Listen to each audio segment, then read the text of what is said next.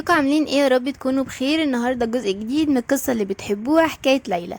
قبل ما ندخل في القصه ما تنسوش تعملوا لايك واشتراك في القناه وتسيبوا كومنت لطيف زيكم تحت الفيديو، عشان ده بيفرق جدا جدا جدا. عاوزين نوصل الفيديو ده لاكبر عدد ممكن من الكومنتات. كنا واقفين في الفصل اللي فات على ليلى لما سمعت خبط وفجأة الباب اتفتح عليها، وطلع الدكسي وهو اللي داخل عليها. ولما سألته عن السبب اللي يخليه يجي هنا قال لها ان هو خرج في نزهة قصيرة، وده عشان يتخلص من سكرته. استغفر الله يعني. المهم بيقعد يفتكر حاجات غريبة كده وما بيكونش فاهم هي ايه، زي المرة الأولى لما راح لليلى فيها وكان في نفس الحالة، وقتها عاملها بطريقة مش كويسة جدا. بيقع على الأرض وبيعتذر من ليلى، وبيقول لها ان هو ما بيعتقدش ان هو هيقدر ينام النهاردة، وان هو حاول يرجع لصوابه بطريقة او بتانية، وبيكون شايف ناس ميتة في كل مكان، غالبا يعني الناس اللي ماتت في الغابة. بيكون قلقان على ليلى، وبيكون هيكمل كلامه. بتقوله ليلى ان هو ما يقلقش وان هي مش عاوزة تسمع حاجة اكتر من كده. فجأة بتلاقينا مع السرير. بتقوله ليلى ايه اللي كان المفروض تقوله لما تنتهي مسابقة الصيد، وبتقوله ان هي عاوزة تسمع ايه الهدية اللي اخوها اعطاها له. بيرد عليها وبيقول لها ان هي ما كانتش مشكلة كبيرة، هو بس بعت لوحة غريبة. فبتقوله لوحة وبتستغرب. بيقول لها الدوق ان هو دريك قام بفحصها وقال انها ما بتحتويش على اي شيء خطير او اي سحر يمكن اعتباره مشبوه. الشخص ده يا جماعة بيكون دريك. هو بيكمل الدوق وبيقول لها ان هي دلوقتي في المستودع. بتفكر ليلى وبتقول ان اوين مش شخص ممكن انه يسبب نوع من كوارث، وانه ممكن تكون مجرد لوحة. بيكمل الدوق وبيقول لها ان هو بعد كمان مشروب بيحتوي على نسبة عالية من الكحول. بتقول له ليلى هنا اكيد انت ما شربتوش. بيقول لها ايوه انا فعلا ما شربتوش ورميته، وده لان ما عنديش اي سبب ان اشربه اصلا. بيسأله ليلى اذا كان بيفتكر اي حاجة تانية عن اوين او هيس اخواتها يعني، وبتقول ان لحد دلوقتي كانت ذكريات سيو عن الاشخاص المرتبطين بيها منسية جزئيا او كليا. يعني على سبيل المثال ما كانش قادر يفتكر شارلوت باي شكل. بيقول لها الدوك هنا ان هو عارف ان هم اخواتها غير الاشقاء. بتسأله اذا كان فاكر اي حاجة عنهم تانية. بيقول لها هنا الدوك ان هو عارف ان هم اشرار على عكسها تماما. بتقول له ليلى ان هي كمان من عيلة إيفريت واكيد هتكون زيهم. بيقول لها الدوك ان ده مش صحيح. فجأة ليلى بتطلع علبة وبتقول له خدها. بيكون في العلبة دي السوار السحري اللي اعطته لها الملكة، وده بيحتوي على سحر قوي قادر على شفاء جروح صاحبه بسرعة، حتى لو كانت الجروح عميقة وحياة صاحبها في خطر ممكن انها تنقذ صاحبها. بالطبع هي أداة لعلاج الصدمات الجسدية، عشان كده ممكن تكون مش مجدية اصلا ولا تساعد سيو في استعادة ذكرياته، لكن ممكن انها تساعده في حاجات تانية كتير. وبتقوله ليلى ان هي مش محتاجاها وبتعتقد ان هو هيكون ليها فايدة اكتر اذا كانت معاه، لكن الدوك بيقول لها انه من الافضل انها تكون عندها. بتقوله ليلى ان هي مش هتتأذى وان اللي حصل في الغابة كان مجرد حادثة، واحتمال ضئيل يعني ان حد يكون مستهدفها. بيقول لها الدوك انهم ما يقدروش يسيبوا الاحتمال ده يحصل مرة تانية، وان هو ما يقدرش يحميها لوحده، عشان كده لو كان السوار ده معاها هيكون احسن. فجأة ليلى بتقرب منه وبتلبسه السوار. بيقول لها الدوك هنا ان هو سعيد جدا لانها موجودة جنبه. ليلى بتتوتر وبتسيبه وبتمشي وبتقوله لازم تنام دلوقتي. بيمسكها من ايدها وبيكون برضه بيفتكر حاجات غريبة كده مش مفهوم مين دول. بيقول ليلى ما تبعدش عنه، وبيقعدها جنبه على السرير وبيسند راسه عليها. بيكون تفكير ليلى انها على ما يرام اذا اختارت انها تثق بشخص ما، لكن الامر هيكون على ما يرام اكتر لو الشخص ده ما كانش اصلا سيو فالنتينو. هي في الواقع عاوزة انها تستسلم، لكن اذا كان عندها خيار لتجنب مستقبل اسوأ فلازم تاخد قرار في اسرع وقت. وبتفتكر كلام شارلوت لما قالت لها لو كنتي لسه بتشعري بالخوف هجهز ليكي كل حاجة. كل ليلة اكيد عاجلا او اجلا هضطر لاتخاذ القرار ده. فجأة بتنقل بينا المشهد لشارلوت وليلى وهما ماشيين، وشارلوت بتقول لها انا بعتقد انها هتمطر. بتقول لها ليلى احنا لازم نمشي دلوقتي. بيرجع تنقل بينا المشهد لبعد اسبوع على انتهاء مهرجان الصيد، وبتقول ليلى بمجرد عودتنا لقلعة فالنتينو أخد سيو على عاتقه مراجعة اللوحة اللي هداها ليه أوين، واستدعى ساحر عشان يفحص اللوحة، لكن من المؤكد إنها ما كانش بيبدو فيها أي شيء غريب. كانت ليلى بتقول له وقتها إن هما آسفين عشان خلوه يفحص اللوحة دي مرتين، وبتشكره لعمله الشاق.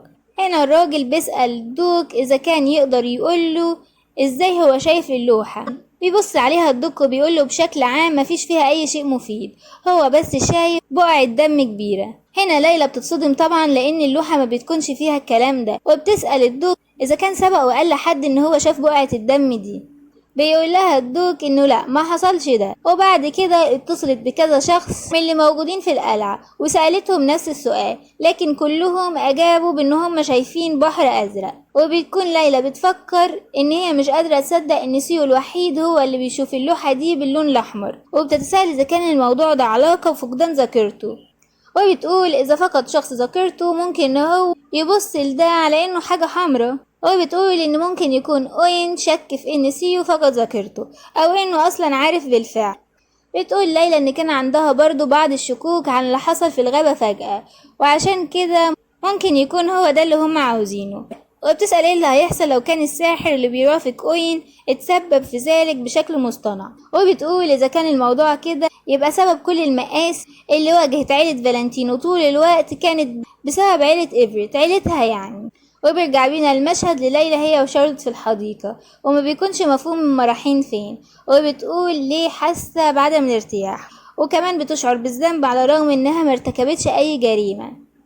وبتتساءل اذا كان سيو في الاخر هو بطل الرواية في كل المأساة دي. فجأة بيجي عليها تاني سيو وبيقول لها ليلى، بتقول المشاعر اللي بتصب بشكل كبير جدا مقدرش اسيطر عليها، وبتقول ان هي عارفة كل حاجة ومش عاوزة تجرب ده مرة تانية. وبتدور وشها وبتمشي اول ما بتشوفه، وبتقوله ما يقربش اكتر، وبتقوله ان هو يتظاهر بان هو ما شافهاش دلوقتي. بيقول لها الدوك ان الدنيا هتشتي قريب وان هو اجى عشان ياخدها. بيقول لها انها ما تخافش وان هو مش هيضايقها. بتقوله ليلى ما خافش، وبتفكر وبتقول هو ما يعرفش اصلا ايه اللي انا بخاف منه، الصوت اللطيف والحنون واليدين الحريصتين اللي بيحملوا شيء ثمين جدا. بتقول دي كل حاجة كنت عاوزاها منه في الماضي. وبتفتكر والدتها وهي بتسألها عن لونها المفضل، وليلى وقتها كانت بتقول لها ان اللون الازرق هو المفضل بالنسبة ليها. امها بتقول لها ان السما دايما زرقاء، عشان كده اكيد ليلى بتحب اللون الازرق ده. وبتقول لها ان في عيد ميلادها التاسع هتشتري ليها فستان لونه ازرق وهيكون جميل جدا عليها، وبتحسس على شعرها بشكل رقيق جدا. ليلى بتقول انها فاكرة ان والدتها قالت ده من زمن طويل جدا، واكيد هي بعد كل ده محفظتش الوعد ابدا. بعد ما تبناها الدوك إيفريت والدتها اختفت بالمال اللي دفعوا ليها، ودفنت ليلى بعمق ذكرياتها عن اللون الازرق وعن امها. عشان كده ما افتكرش امها في كل مرة بتشوف فيها اصلا حاجة زرقاء، لكن هي دلوقتي اول ما بصت في عين سيو افتكرتها، مش عارفة ليه ومش عارفة ايه السبب. وبتبص لسيو وبتسأله اذا كان فعلا بيفكر فيها بمودة وبيحبها.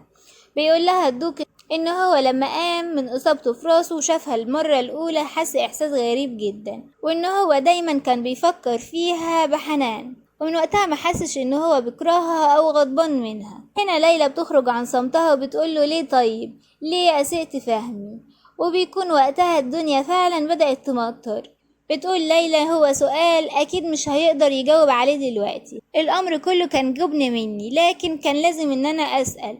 وبتقوله انها مستاءة جدا منه لسوء فهمه وكراهيته ليها والعدم نظره ليها بشكل مباشر مرة واحدة، واعتقاده انها زي اخواتها وعيلتها الاشرار. ومع الاستياء اللي جواك ده كله والدفء اللي بتقدمه واللطف والمودة، كل الاشياء اللطيفة اللي بتقدمها ليا دي بتؤلمني بس. وبتقوله ان الموضوع بيبدو كأنه بيرش ملح على الجرح. وبتفتكر أدالين وهي عمالة تتلزق فيه. وبتقوله ليلى ان هي بتتمنى لو كان بامكانها مقابلته في ظروف عادية. فجأة شارلوت بتيجي عليه وبتعطيهم منشفة عشان الشتاء.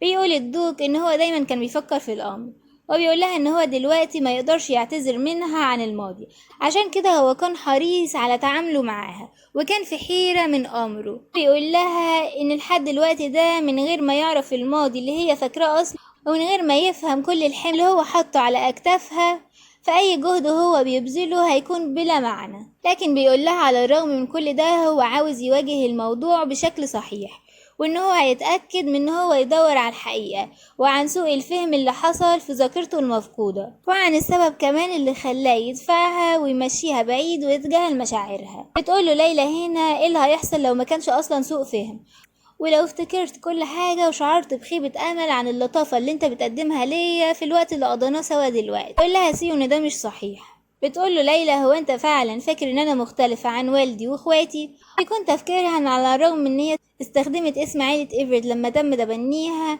لكن ممكن يكون اصولها المتواضعة مختلفة عنهم. لكن برضو بتقوله ممكن هو يكون مخطئ، وان هي اتعلمت من والديه ونشأت مع اخواتها. ولسه هيدافع. بتقوله ليلى ان هو زي ما قال لها المرة اللي فاتت، ان هو قال لها انها مش مختلفة عنهم، وان هي نشأت في وكر الشيطان، عشان كده هتكون زيها زيهم. ودي اول مرة ليلى تقوله حاجة من اللي هو قالها لها قبل كده. بتقوله ان هو يفكر مرة تانية كويس قبل ما يقول اي حاجة، وبتقول انها مش شخص جيد زي ما هو فاكر، وبتكون منهارة في العي. وبيكون تفكير ليلى ان في اليوم اللي شافته فيه لأول مرة في الحديقة من وقت طويل، ممكن يكون مش هي بس الشخص اللي اخترقه سهم الحب، ممكن يكون هو كمان أصابه نفس السهم. ولكن إذا كان مصيرهم إن هما يمشوا بخطوط متوازنة، فده مش بسبب سوء فهم أبدا، لكن بسبب إن هما من عائلات إيفريت وفالنتينو. فجأة بتنقل بينا المشهد للدوق وهو قاعد وشخص داخل عليه